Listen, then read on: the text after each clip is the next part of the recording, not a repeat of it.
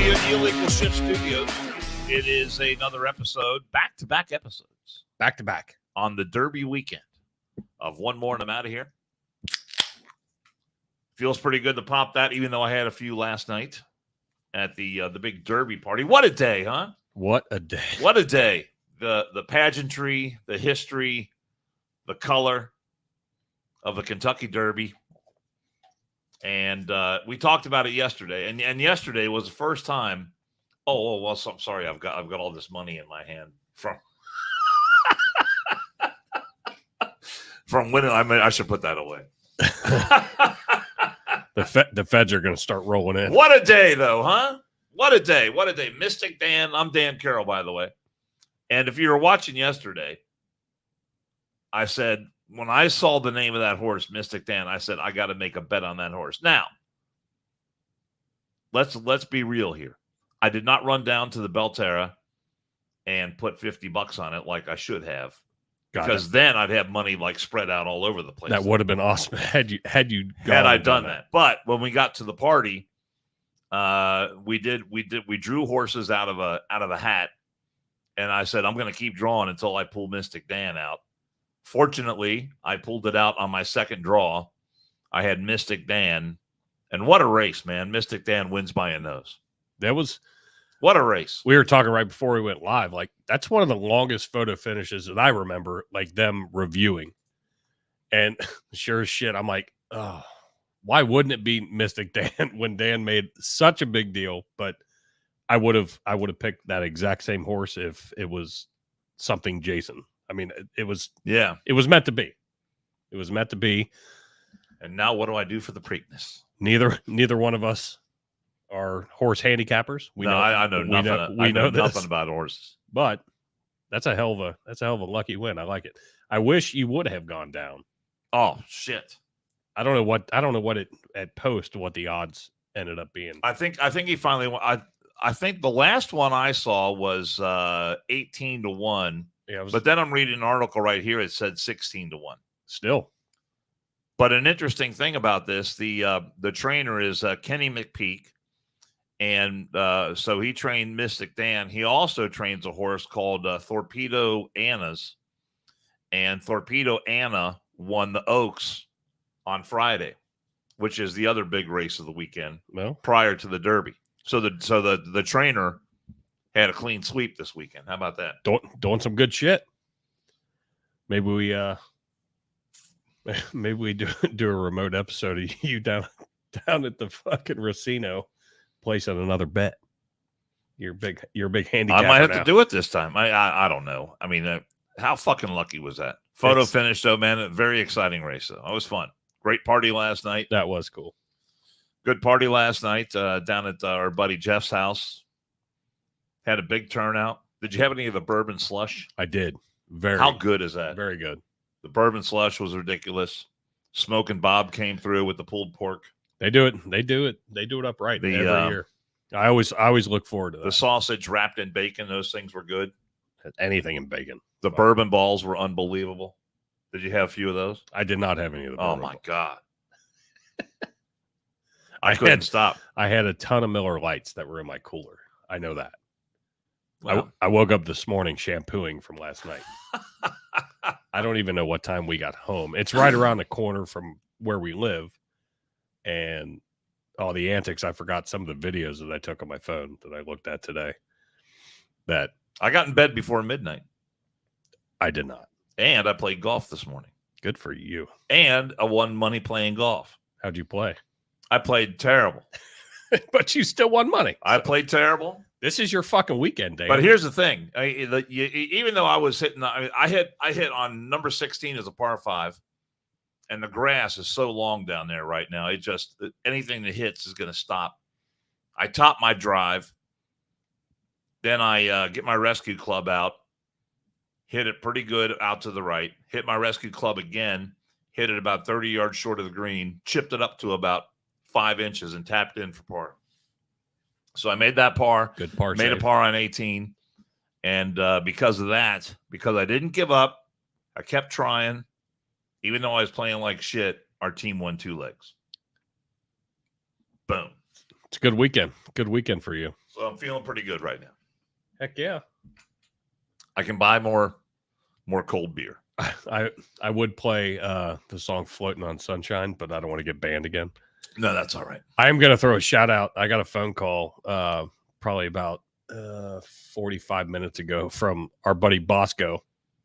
So him and our buddy Will did a cover song episode on their podcast, Forever Road Podcast. Go check it out if you haven't. But Bosco said, "Yeah, hey, we've joined the ranks of One More and I'm Out of Here." I was like, "What the fuck are you talking about?" Their fucking episode got yanked. Oh man, because they did the cover song.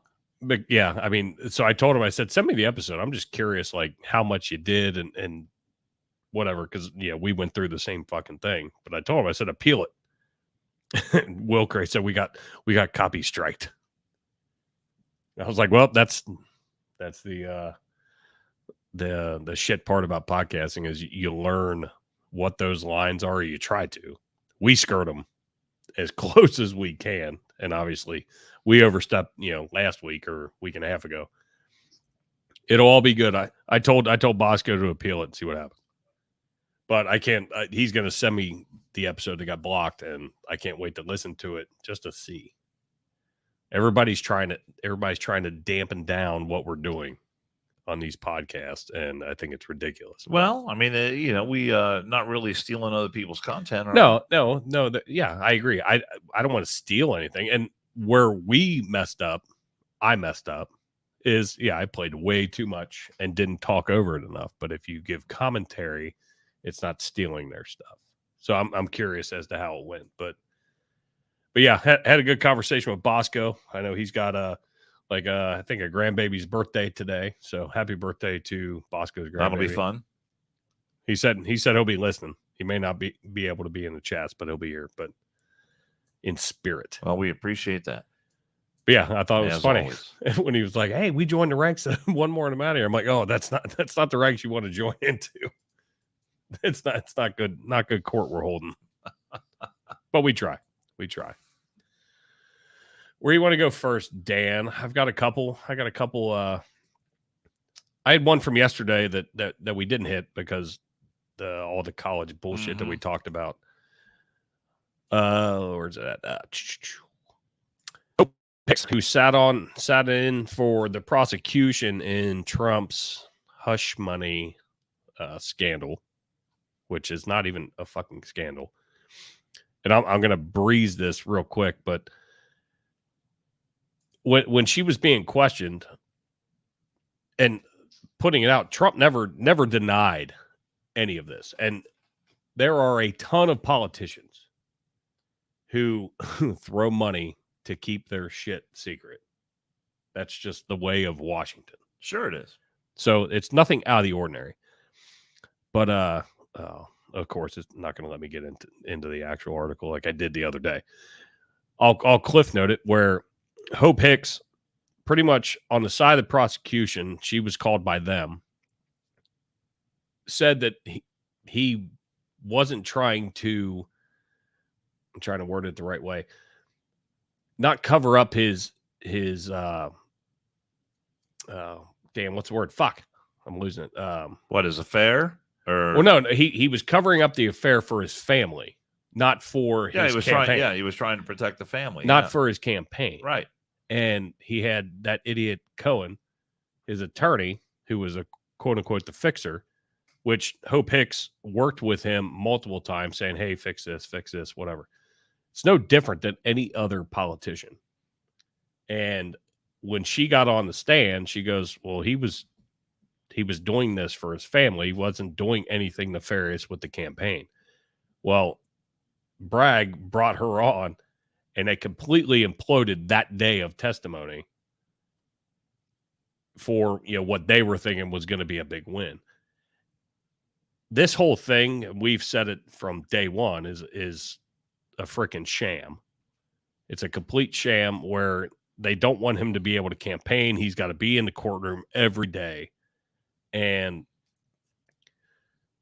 But then the prosecution says, "Oh, we've got an insider that's going to come in," and ended up imploding their own fucking their own case, which I think is just absolutely hilarious.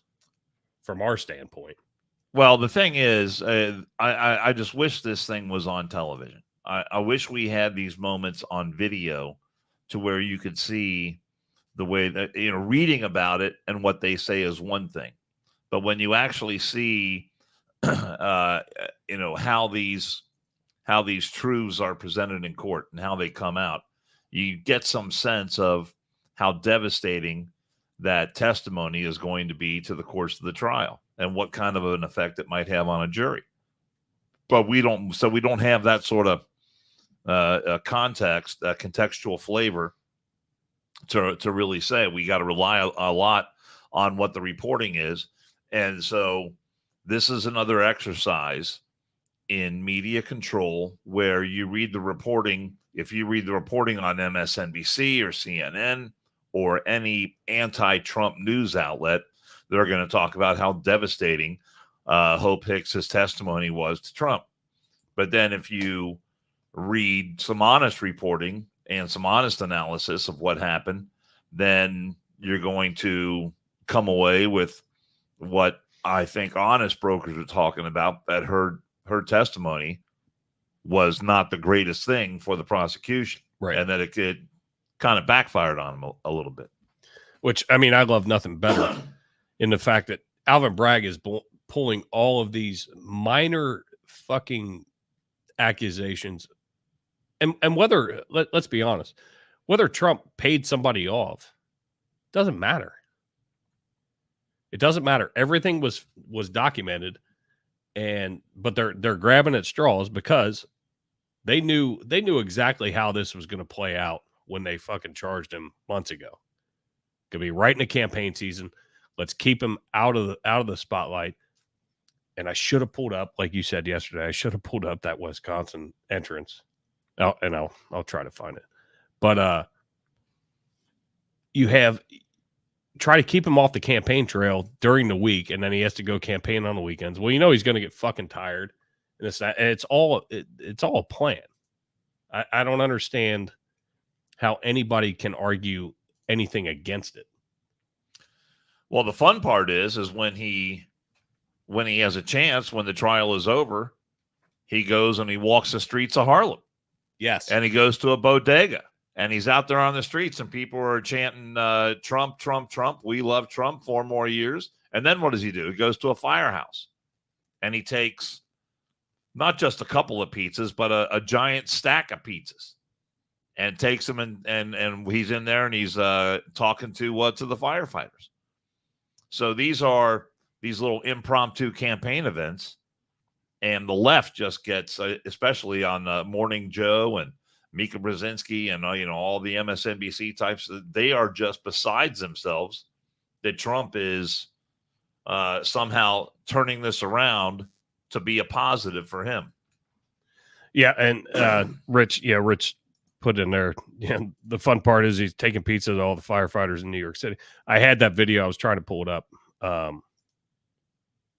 but my phone is not cooperating with the static, and it's driving me fucking crazy. Need to take donuts to cops. But isn't that, don't get cops get offended by that when you I don't know when you show up with a bunch Rich, of donuts? Rich is a former police officer.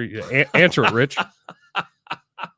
I like cop candy. Okay, I love cop candy. That's cool. I didn't know if that was considered a I don't know if that's a faux pas or not. Yeah, because you're saying we know you cops like to sit around and get fat eating donuts, and firemen like to get fat, sit around doing nothing, eating pizza. Yeah. either way, it's we bust, in a special and failure to stop, we bust each other's balls being cops and firemen, whatever. But the video that I had, it was right across from the Fox studios, and they had video of it. It was so fucking cool, though. Everybody was clapping. You could hear it. I mean, he wasn't even mic'd up, but you could hear it. Everybody was clapping. So, yeah, I think he's taking advantage of the little bits of time when he's not in that courtroom to do what he can. And seeing that, and the way the one reporter was like, he's out hanging out with normal blue-collar people. And they brought in the fucking Lizzo fundraiser when Clinton and Obama were there. Not hanging out with, big wigs, $50,000 plate, whatever it was. He's walking across the street, and bought pizza and delivered it to him. Can you name a Lizzo song? No. That makes two of us. No, have no idea. I just know she's a very, very big girl. Is she talented at all? I mean, can she actually sing? Or I personally don't think so, but all right. You're also talking to a guy. I mean, we've talked about our playlist for when we're riding a bike or whatever. Yeah. My playlist covers everything. Lizzo is not on your playlist? Lizzo is definitely Didn't make the cut. Did not make the cut. I will go from Waylon Jennings. I do have some Katy Perry because I think Katy Perry's hot as hell. Really? Oh yeah. Have you seen her? I mean, you know what? Have you seen her? We watch American Idol. Do you watch American Idol? Occasionally. She's on American Idol, and she really is. She's an interesting person because everything that she's done is she's written a lot. I guess she's like Taylor Swift in a way, because I think Taylor Swift has written a lot of her own songs. Yes. I don't know if she has writers or she's. Oh no! Hearing how that angry bitch sings, yes, she wrote all those songs about all the bad breakup. But Katy Perry, I think, has written the majority of the songs that she puts out. And so when there's a young artist, especially someone who's female, I mean, she really she doesn't discount that at all when someone comes and sings an original song, and the feedback she gives them. I mean, she really has come a long way. As far as talking to people and saying things that are important and meaningful to them. And she's really, especially this season, I think this is her last season on American Idol. But I've actually come to have a lot more respect for her than I did initially, because she was just doing all this goofy shit and, trying to, grab attention all the time. And she still does a little bit of that, but she's cut that way back and gotten serious about giving these young people good advice and really doing it in a way that is unique for them and in a way that really is meaningful for them. She's able to seize on one thing and almost personalized. Yeah, and she's getting really, really good at it. So I mean, I don't think she's the greatest entertainer. I think she's hot. I do like. I've actually seen her sing a couple of times, and the couple of times I've seen her sing, she was actually pretty good. But I'll go all over the place. So I'll go, like Will Cray said, I go from the heaviest metal to disco and bluegrass. So like I'm the exact same way. But when you have, and what drives me nuts, especially with all the Trump stuff, is when you have the people of The View, which is complete garbage, a garbage show. But you have all these celebrities that are, jumping one side or the other, which is your opinion. But when you're pushing that agenda to people like us, the normal people that we're just literally just talking about Katy Perry, let's just say she was like, I'm against Trump. It's not going to make me not like your artistic ability anymore. I may not like you as a person because we just don't agree. It's not that I don't like it. We just don't agree. We don't align. But that's what I like, with our podcast. You and I lean the same way, but we don't agree on everything. Mm-hmm. And I like this, being able to have this when we have Cincy 513 in here and going back and forth. But I think everything is getting so sensationalized and everybody is jumping on, oh, well, Trump's on trial. Oh, he's going to go to jail and all this shit. It's like, well, you have to read into it. Not just take the headlines, read into it and educate yourself. And we're in a very weird political era right now that I don't ever remember anything like this as concentrated with hate speech and all this bullshit. Well, the other side of that coin is that we now have an administration that is seeking to trample on the First Amendment rights of Americans. The House Committee on the House Judiciary Committee and the Select Subcommittee on the Weaponization of the Federal Government just issued its interim report on the censorship, what they call the censorship industrial complex, and the Biden White House ordering big tech to censor Americans. And let me just read a little bit from the executive summary of this report. This interim report details the months-long campaign by the Biden White House to coerce large companies, namely Meta, which is the parent company of Facebook, Alphabet, which is the parent company of YouTube, and Amazon to censor books, videos, posts, and other content online. By the end of 2021, Facebook, YouTube, and Amazon changed their content moderation policies in ways that were directly responsive to the criticism from the Biden administration. While the Biden White House pressure campaign largely succeeded, its efforts were devastating by suppressing free speech and intentionally distorting public debate in the modern town square. Ideas and policies were no longer fairly tested and debated on their merits. Instead, policymakers implemented a series of public health measures that proved to be disastrous for the country, from unnecessary extended school closures to unconstitutional vaccine mandates that forced workers to take a newly developed vaccine or risk losing their jobs. Were you up against that at some point? I was never mandated Mm-hmm.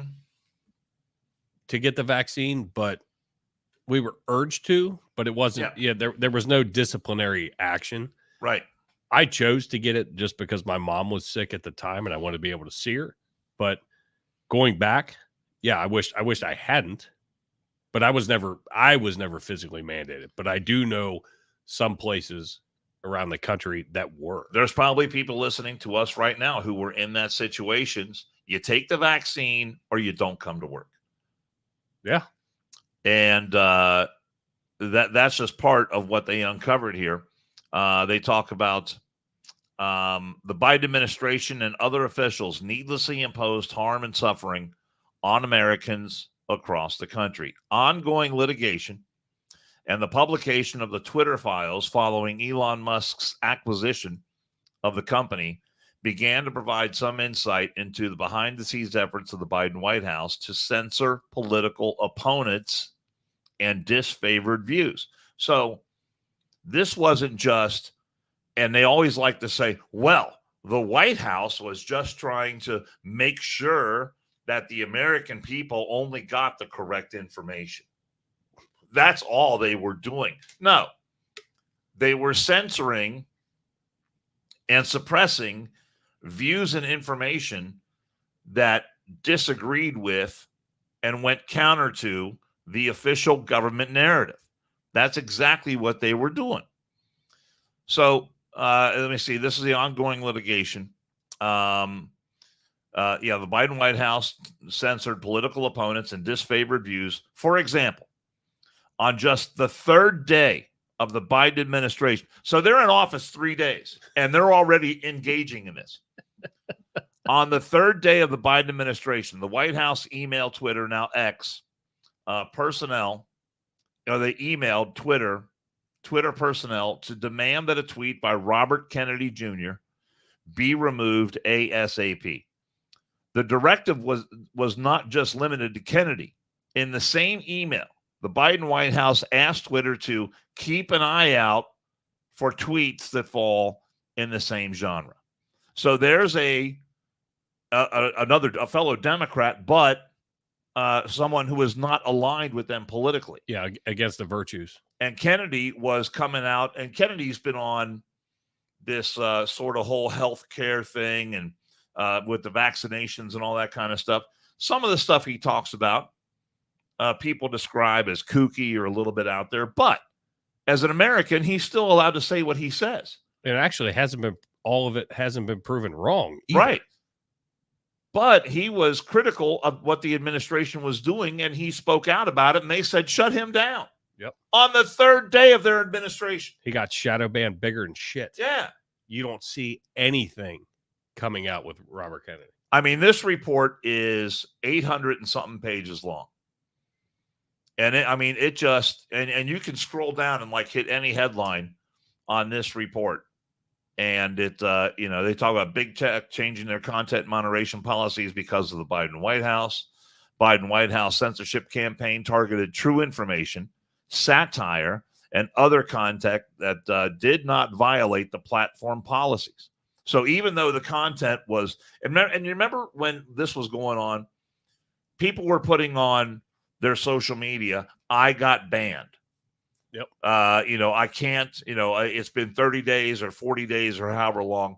They were not able to put their content out because they were banned. Facebook jail. And even though they were saying, how did I violate the policy?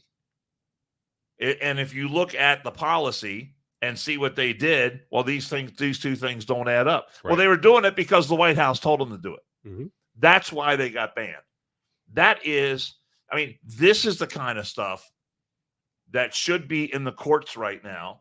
This is the kind of stuff where people should be being held accountable, not Trump, because he paid 150 grand or 130 grand to Stormy Daniels in a non-disclosure agreement. And are you kidding me? Yeah. At the end of the day, this is far more serious. If he fucked her, okay, he fucked her. Guess what? He stepped out. He stepped out of his marriage, and he's trying to protect that. That's every politician. Not every. I can't say that for fact, but most politicians have a side piece in Washington, D.C. We actually know a couple fucking people that have worked in Washington, D.C. and know how this shit works. Everybody fucking does it. He's doing nefarious shit, but it's not illegal. And they're hemming him up. But the shit that you're reading, Dan, is, yeah, I completely agree. They're censoring us. They're censoring Kennedy, but they're censoring everybody. I mean, how many times have you and I and Rob been in Facebook jail? Yeah. Because it's something that Meta didn't like because it skirted an issue. Fuck you. And they're trying to censor the people to where you don't have a voice anymore. So that First Amendment right isn't there all the time. Yeah, well, and look, I have followed this story very closely since I first caught wind of all this stuff. So this has been a few years for me now. But the one thing that I didn't know is that the Biden White House also pushed censorship of books, not just social media. The Biden White House pressure campaign was not limited to just social media companies, but also the world's biggest online bookstore, Amazon. So they were going after Amazon, and they were able to strong arm and manipulate Amazon. So books that came out again that the administration didn't like, right? So when you search for those books or books in that genre, right? They kind of get pushed to the back, and they're not easy to access and all that kind of stuff. That's the kind of stuff they were doing with Amazon, and I haven't read this whole thing yet. I just saw it earlier today for the first time, but I mean, it goes on and on, talking about Facebook, talking about Twitter, talking about Amazon. I mean, it's unbelievable. Well, and I think that's YouTube. That's why this platform, even though we are on YouTube, but the podcasting platform, if we weren't on YouTube and we were just, like we started just putting audio out, this platform of not being regulated, and we've talked about it in the past, it puts you in a weird spot because when you go on the radio, there are certain things that you have to stay in the lines. The podcast, we don't necessarily have to. Mm-hmm. It's our choice. We want to be, on video on YouTube. So we have to ascribe to some of their bullshit rules.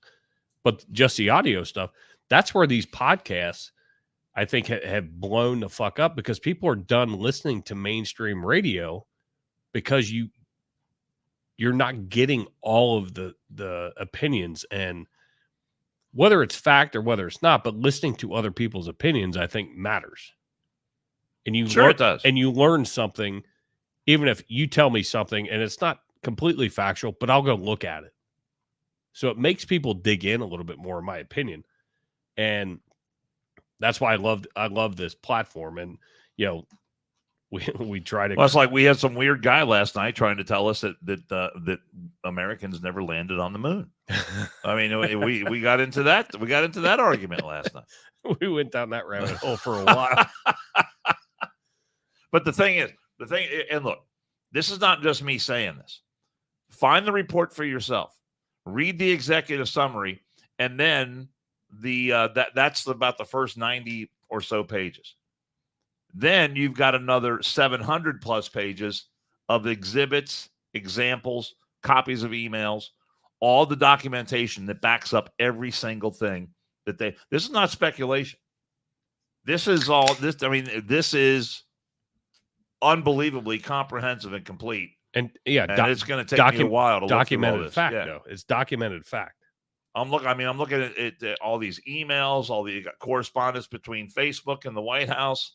I mean, all this stuff. It just goes on and on and on. It's unbelievable. Yeah. So I mean, we were talking about, you know, Forever Road podcast getting hit with the copyright stuff. I get that. But when you start getting shadow banned like Kennedy did for his quote unquote radical thoughts, and then he's not on any social media whatsoever, that's fucked up. You're hindering a guy's ability to put it out in the world, and then everybody else, it's their choice to decide whether they believe it, align with it, or they hate it. But that's our right as people. Well, and the other side of this is that it's not as if the government, if there was content out there that they didn't approve of or they didn't like, then you don't go to shut it down. You counter it. You say, hey, look, people, this is what Jason Kiefer said on his Twitter page. We don't think it's true. Here's why. Here's point A, B, C, and D. Now you have his information. You have the government information. You look at it as a free American. You decide what's true. Yeah. You decide what's the best course of action for you and your family. That's the kind of thing that the government should have been. I mean, all this stuff, and you know, look, I said this when the Wuhan was going on and everything else. I love that. That the government's place was not to decide which businesses can stay open, which ones can't. It was not the government's place to go out and write down the license plate numbers of cars that dared to go to church services on a Sunday, like they did in Kentucky. And it was not the government's place to do that. The government's place was to, here's the information we have. Here's the best information that we have. Here's what we recommend. We recommend you stay 6 feet apart. We recommend you wear a mask. We recommend you do A, B, C, and D. But it is not their place to mandate that. You know, I should not have an expectation that you are going to do something that is going to keep me from getting sick, right? You should not have an expectation that I'm going to do something that is to your benefit in any sort of way. Now, if we talk about it and make an arrangement, an agreement, that's different. But just Joe Blow walking down the street, you know, you don't have any. You don't have anything that compels you to look out for his best interest. You look out for your own best interest. Exactly. It's here. And that's what I said the whole time. If everyone looks out for themselves, which is what we should be doing, then that way we'll stop the spread of COVID. Because everyone's doing, if Jason thinks it's best to wear a mask and I don't, that's my business. Mm-hmm. That's his business. I don't have an expectation that I should be able to go into a store and you should be wearing a mask or you should be doing something so you don't get me sick. Oh, how many fights? That should be on me. If I don't want to get sick, then maybe I shouldn't go to the store or a public place or anything else. How many fights did we see, the videos of grocery store fucking fights, which to me, it was very entertaining because the ignorance. But somebody yelling at somebody because they didn't have a mask, or why are you wearing a mask? Mm-hmm. Who cares? Stay in your fucking lane. If you don't want to wear one, don't wear one. They make these fucking mandates where it pigeonholes everybody to where it's like, oh, well, fuck. Well, I can't go out. Well, stretch that. Push that. like to your point, I don't feel that I'm in any harm's way. So I'm not fucking wearing one. I don't care. I see people still today wearing a mask, literally today. What time is it? 2:37. An hour ago. Gloves and a mask, driving in a car by themselves. Literally, just all I could do was laugh. And this lady turns. I'm giggling like out loud. She looks at me, pulls her mask down, and we're in vehicles, so I mean we're not close. Yeah. Pulls her mask down. What are you laughing at? I said, "Your fucking idiocy is what I'm laughing at. You're in a car by yourself with a mask and fucking rubber gloves on. What the fuck?" But I mean, the videos that during COVID when it was, in its height, I loved every one of those videos of these fucking grocery store fights and fucking people getting pissed off and whatever. I quote unquote had no symptoms. I quarantined the way I was told to do. Felt great. Yeah. Drunk as shit the whole fucking time. Yeah. What you got to do. Had nothing else to do. I was in the house by myself. Got to stay hydrated. I had. I'm sure you're well hydrated. I had our friend Chris and Carrie. They were dropping groceries off at the front porch. Case of beer, cans of dip, maybe some sustenance. Oh my! But yeah, God. it was a complete and utter fucking joke in my opinion. Some people got sick, and I understand that. But when you're putting these restrictions on people, it's going to make people fucking rise up and get fucking jacked. Well, and again, and when you listen to like the De Niro went on, he was on some show, he went off on Trump, and they all want to say Trump is the one who wants to be a dictator. Trump is the one who he's the fascist. He wants to do all these terrible things. Look at what this administration is doing, and the trampling of First Amendment rights, the freedom of speech. To my way of thinking, that there's nothing bigger than that. Tap it. But I mean, and they've done all kinds of really bad shit. This one is probably the biggest and worst one of them all. Right. And to Bosco's, it doesn't get more fundamental than that. Well, to Bosco's freedom point, of speech. He got sick and could hardly breathe. And it affected everybody differently. And I get that and I understand that. But it's up to, I'm just going to use you to protect yourself. Yeah. But the whole civilization doesn't need to have to kowtow to what the government's saying. It is different, but it's not different than, if I have the flu, I'm not going to work to infect everybody at the firehouse. Because guess what? That's bad news. Because then there's a whole bunch of people getting mandated for overtime and it just spreads. Somebody gets sick in the firehouse, it moves. It moves shift to shift because as we're doing shift changeover, it'll jump. I get that. But if I'm sick, I don't go. I stay in my house and, let it run its course, do whatever it is. As my grandma would say, put some salve on it and quit being a pussy. Well, but it's like I said, if everyone does what's best for themselves, then it turns out that I think we'd be in a lot better shape. Then there's this story. Or did you want to throw something else in before we? Well, real quick, Deadleg just said, and obviously he's got some medical ailments. He said the VA canceled all treatment, so you could die of what you have to protect you from something someone or you could get. And I get that they shut everything fucking down to where people couldn't get fucking help. Yeah. And the hospitals were overrun anyway. But go ahead to your point.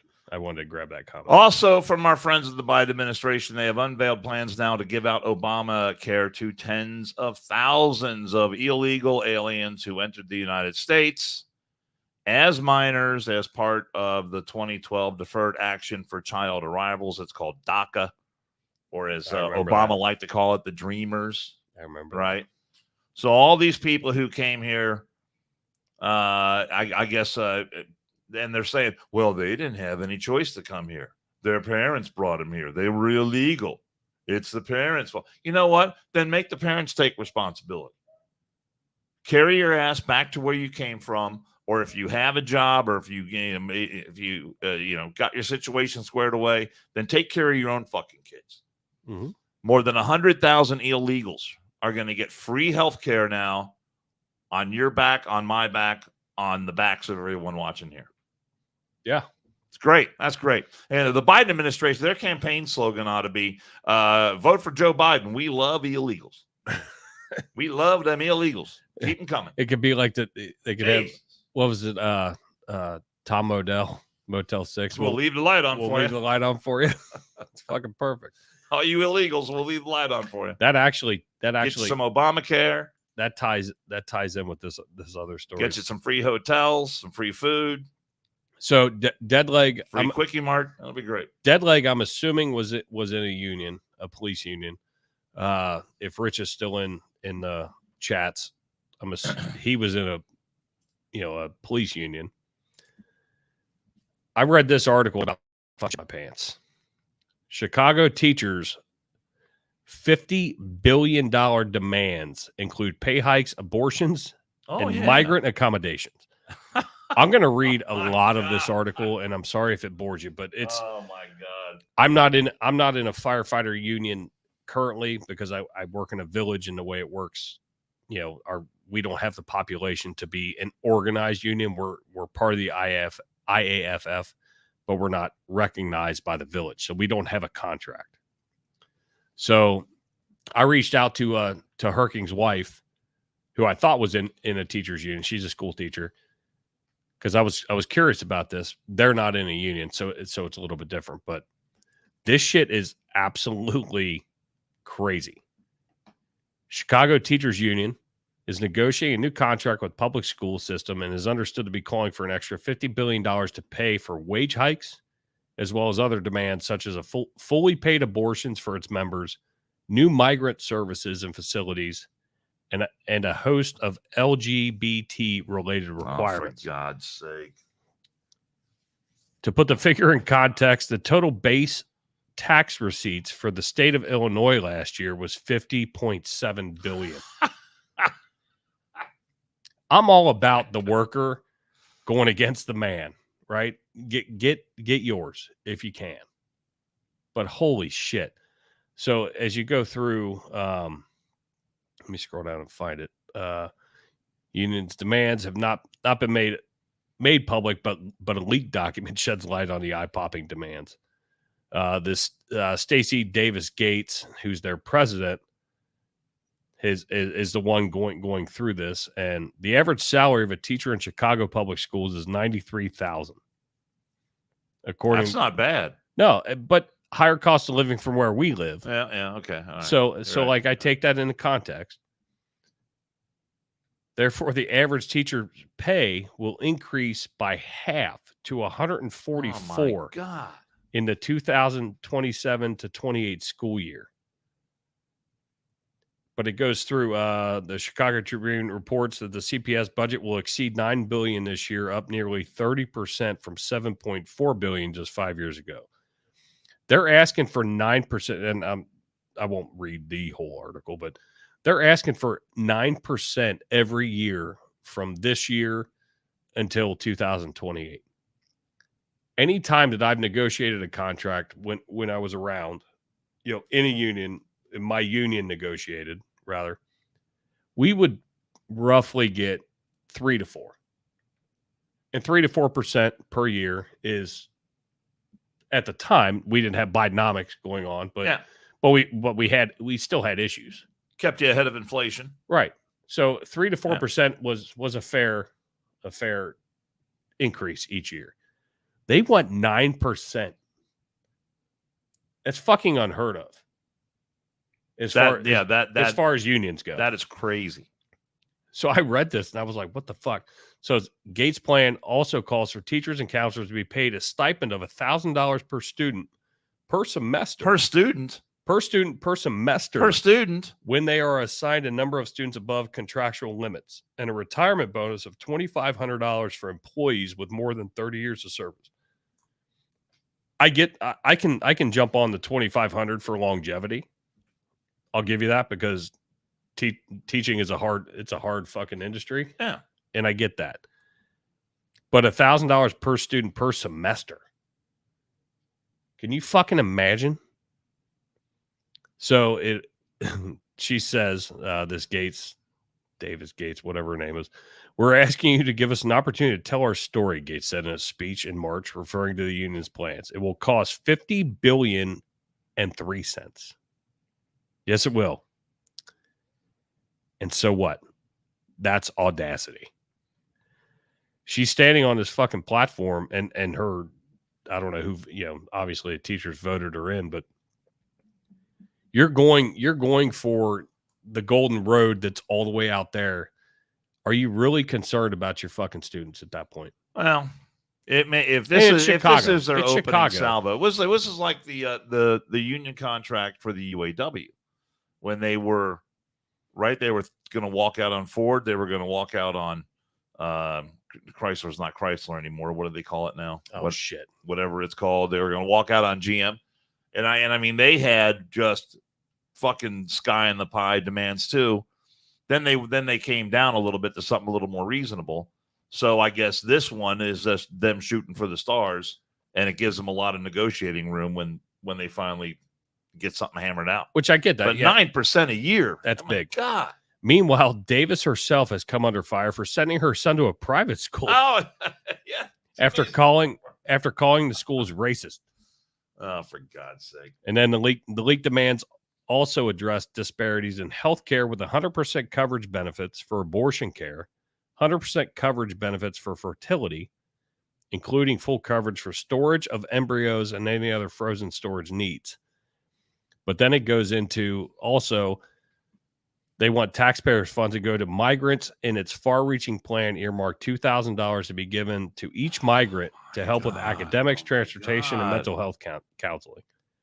They want to use also, and it's a little bit further down in the story, any unused space in the school, like the school district, I'm assuming just the district wide, for migrant housing.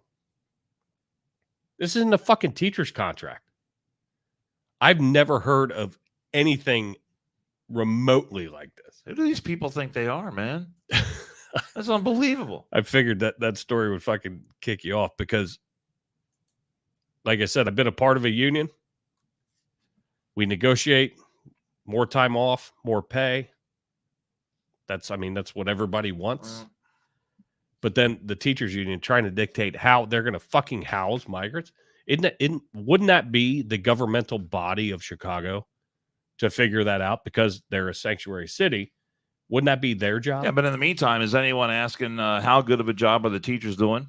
How well educated do the kids come out of Chicago public schools? Ooh, funny that you ask. Let me find that because their numbers are down. Well, yeah, what a surprise. Where's it at? I had it in there. Either way, you can find it was on Fox. You can find it. The numbers were down. I mean, their performance rating was not stellar. But yet here, you're going to pay me more. You're going to house these people. You're going to give me all the health care that I need as far as abortions, all voluntary things that you're doing, fertility, all this shit. How is it a benefit to the teachers if they have all these demands for illegals and migrants? How does that benefit them in any way? Yeah, I mean, no, just you know what? Just fucking get them the hell out. And I know Trump has talked about that. About if he gets elected, that it's going to be the largest migrant deportation that this country has ever seen. And it's not going to be easy. It's not going to be 100%. Doesn't mean we shouldn't try. I mean, these people, you got to get them the hell out. I mean, the money that it's called, when you look at the burdens that it places on healthcare, on education, on housing, on feeding, government resources when it comes to these people committing crimes and all the rest of it. I mean, it's ridiculous. Deadlake said Chicago schools are failing to pass basic tests. 2 + 2 equals billions in their math. And Rich said like he understands the money part. Yeah, we're always trying to fucking get as much as we can. So to your point, yeah, start high and you work your way down. But 9% right out of the fucking gate. I mean, to me, that's not even That's not even fucking negotiating. All right. Well, it said, and Rich said, my department had 100% coverage on everything for healthcare until John Kasich came into office. Yeah, well, yeah, John Kasich fucked up a lot of shit. That's facts. Where you want to roll? I don't know. I got to pee. You got to pee. I do. I'm dying over here. All right. Well, why don't you do an ad read and then we'll get out of here. All right. Well, Varner Foundation. Let me see. Hold on. Wait. Well, I don't have it dialed up here. Ohio Valley Productions. We had a big party last night. If you got a party going on, then you want to call our friends at Ohio Valley Productions, your one-stop shop for corporate functions, fundraisers, festivals, even a backyard barbecue. Top talent, live acts, DJs. It'll have your party rocking, quality entertainment, best team in the business, and it'll make your event the one to remember. If you have a vision for a great time, call our friends at Ohio Valley Productions. Just drop an email to Dan at Ohio Valley Productions, Dan at OVP.com, and rock on. Rock on. There you go. Good work. You're not peeing yet. I got to pee. You're not peeing yet. I'm dying. You better hold it. I've been holding it. All right. Well, he's got to pee. He's got to pee really bad. All right. I'll be back. No, just sit tight real quick. We got our buddy Rich. We got our buddy Rich in the chats. This is almost too fucking funny. I got to go. I'm going to throw this up real quick. Engraving USA. Hit our buddy Rich. You see it on the screen. www.engravedusa.com 513-682-2557. Hit Rich up for any of your engraved needs. He's phenomenal. He can figure out what you want. You just give him the description. He's got it handled. I didn't go before we started. My bad. Is that okay? That's on me. I feel bad. You going to make it? I don't think you're going to make it. I know, but I got to go. On a scale 1 to 10, Dan. How bad? About an 11. About an 11. All right, we're gonna let Dan pee. So thank you for tuning in, and we're gonna get our schedule together, and we'll let you know when the next one is. It'll be very soon. Love you guys. Thanks for watching. Hit the like button. Hit the like button. Subscribe. Rate. Review. I gotta go.